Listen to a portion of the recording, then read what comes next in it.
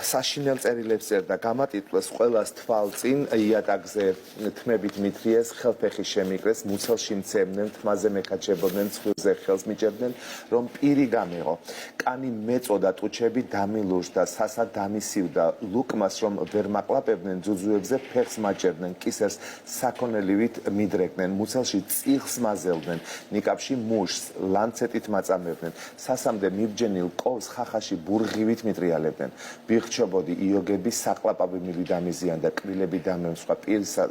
პირსახოცი სისხლიანი იყო წერდა ნაზი შამანაური თავის დღიურებში როცა შამანაურის ცხოვრება ეს არის მაგალითი იმისა რომ 27 წლების რეპრესიების ეკონტელი 70 წლის განმავლობაში გაგრძელდა ნაზი შამანაური სახლი და გვარი დიდხანს აბუდადებული იყო ასე ვთქვათ ჟურნალისტების სიმართლისთვის სამაგალითო დასაჯეს და დედამისის ამასაც აუცილებლად მოგიყვებით რომლის გაჩუმებას მაშინდელმა ხელისუფლებამ ვერ შეძლო ფსიქიატრიულ საავადმყოფოში სასტიკად აწამეს მისი დღიურები დიდხანს იყო გასაიდუმლოებული თუმცა საბოლოოდ ნაზი შემოწმება დღის სინათლე იხილა და მკითხველმა სრულიად დაინახა ის სისასტიკე რომელიც მაშინდელმა რეჟიმმა განახორციელა როგორ გადარჩა ეს ჩანაწერი იმიტომ რომ როგორც ვიცი ფსიქიატრიულ საავადმყოფოში ის ნაგლეჯ ფურცლებზე წერდა ისე რომ გასაიდუმლოებულად არ არის ენახა ამიტომ შეუარდნენ და შეამოწმეს და ვერ აღმოაჩინა სწავლის დასრულების შემდეგ ნაზი შამანაური თბილისიდან დუშეთში დაბრუნდა და იქ განმეფებულ სამართლობას ასე ვთქვათ დამოუკიდებელი ჟურნალისტური გამოცდილების ცდილობდა დაუპირისპირდა და მოაგროვა ყველანაირი ფოტო თუ დოკუმენტური მტკიცებულებები იმისა რომ დუშეთის რაიონში მაშინ გაუსაზღვის მდგომარეობაში იყო ხალხი და ადგილობრივებისთვის ელემენტარული პირობების შექმნაზე არავინ ზრუნავდა ნაზი შამანაურმა ბევრჯერ სცადა თავისი ასე ვთქვათ სათმელი ფართომსმენელამდე და მკითხველამდე მიეტანა მაგრამ მისთვის ყველა კარი დაიხურა ბუნებრივია იმიტომ რომ აუცილებდა ყველა მასალას და დოკუმენტურად ყვებოდა ამას სოციალურ პრობლემებზე კი და 1992 წლის 14 აგვისტოს ჩარგალში გამართული ბაჟაობის დღესასწაული აღმოჩნდა მისთვის საბედისწერო ნაზიმ სიტყვა ითხოვა მაგრამ ბუნებრივია უარი მიიღო მაგრამ როგორც იქნა ტრიბუნამდე მიაღწია მიკროფონს დაწახელი და დაიყვირა ირგვლივ ისეთი მდგომარეობაა ბაჟა რომ წამოახედოთ სირცხვილი დაიწვებაო და სანამ დააკავებდნენ მოაზრო ემხილა ადგილობრივი თავგასული მმართველები რომლებიც მარტო საკუთარ კეთილდღეობაზე ზრუნავდნენ ნაზი შამანაურის დედასთან ერთად თავზე ცნობილია ის რომ ტომარად ჩამოაწვეს ასე ვთქვათ და მილიციის თანამშრომლებმა მანქანაში ჩაკეტეს და ჩატენეს ხო და ასეთი ხერბორკილებ დადებული და ჩაკეტილები და ესეთი ბზეწოლის ქვეშ მიიყვანეს ფსიქიატრიულ საავადმყოფოში დედაშვილი ერთმანეთს დააშორეს და დაიწყო ჟურნალისტის სასტიკი წამება გამატიტვლეს ეს მინდა რომ წაგიკითხოთ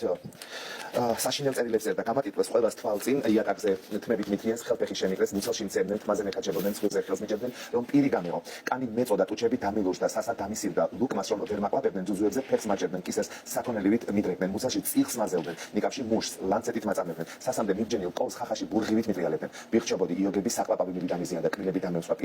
პირსახოცი სისხლიანი იყო წერდა ნაზი შამანაური თავის დღიურებში როცა გამოთქვამდა და ესე ძალით ცდილობდნენ რომ მისთვის საკვები კი ამ წერილებს ის წერდა ისე რომ ფსიქიატრიულ თანამშრომლებს არ ენახათ ბუნებრივია რომ ენახათ რა თქმა უნდა ესელები ჩვენამდეც არ მოვიდოდა ჟურნალისტი გარდაცვალებამდე ერთი კვირით ადრე ფსიქიატრიულ საავადმყოფოს პალატაში მუცლის მწვავედ კივილებისგან დატანჯული დაწყვილებული ხელები წერდა უკანასკნელ ბარათს ჩემს დღიურეს მთლიანად აგონიაში ვწერდი მეტი აღარ შემეძლია ფიზიკური ჯანმრთელობა შენარჩუნებული მაქვს მაგრამ ფსიქოლოგიურად მორალურად გამოვიყიდე ხეს მოწყვეტილი ფოთოლივით ქანაობ სიგრძს ნატრონ ძალები არ გამომლევია უბრალოდ წმენა დავკარგეთ წმენის გარეშე სიცოცხლე კი უკვე სიკვდილია 1993 წლის 20 იანვარს ნაზი შამანაური რეანიმაციის განყოფილებაში გადაიყვანეს სადაც გარდაიცვალა კიდეც მისი სიკვდილის ოფიციალურ მიზეზად სეფსისი დასახელდა თუმცა როდესაც ის განკვეთეს სხვა ექიმებმა აბსოლუტურად სხვა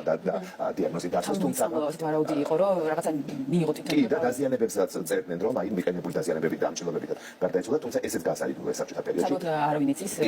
არა საბოლოოდ ცნობილი არ წამების შედეგად რა თქმა უნდა მაგრამ ერთი არის მნიშვნელოვანი ნახეთ ნაზის დასაფლავებას 80 კაცამდე ესწრებოდა როგორც ამბობენ და უმრავლესობა ამაგან ქალაქიდან ჩასული ახალგაზრდები იყვნენ მისი კოლეგები რომლებიც მას პატივსებდნენ აი ამ ესეთი მოღვაწეობის გამო და ადგილობრივმა მცხოვრებლებმა შიშის გამო ვერ გაბედეს გასონებაში მისვლა ეს იმ ხალხმა რის გამოც ის ეწამა მაგრამ დაშინებულებმა ხო ეს სიტუაცია იყო პრინციპში დრო გამართლებას მოუძებნოთ იმ ადამიანებს ნათელი მაგალითი კონდა როგორ გაუსწორდა ჟურნალისტს ეს კი ბატონო სისტემა და აი როდესაც ამბობდი შენ რომ როდის გახდა ეს ყველაფერი ცნობილი მაშინ როდესაც ხელისუფლების სათავეში ეროვნული ძალები მოსვლის შემდეგ ნაზი შამანაური გმირად გამოცხადდა ქუჩაში სადაც ის ცხოვრობდა ნაზი შამანაურის სახელი ეწოდა შენობა კი სამუსეუმად გადაკეთდა აი ეს არის დიქტატურის სანიმუშო მაგალითი არც თუ დიდი ხნის წინ ეს ყველაფერი 38 წლის წინ ხდებოდა სულ რაღაც 93 თქვით ჩვენ დავნიშნეთ სამწუხაროდ დღემდე საქართველოში ჩვენ არ ეთქვათ ვიცით ჟურნალისტებზე თავდასხმის შეურაცხყოფების ადამიანები რა თქმა უნდა დაისაჯონ და ტოტალიტარულ რეჟიმებში რა ხდება დღევანდელ წლებში და დღევანდელ საუკუნეში ესეც ძალიან კარგად რუსებად არის იცით ხო ნუ ახლა ჟურნალისტი ნებისმიერ საქმიანობაში ხელშეუხებელია ომშიც კი ჟურნალისტს უწევია პირველი რაც მან უნდა დაიცვას ომში ეს საკუთარ უსაფრთხოებას აქციაზე ვერ იცავს ეს ელემენტარულად და თავგესმის ნებისმიერი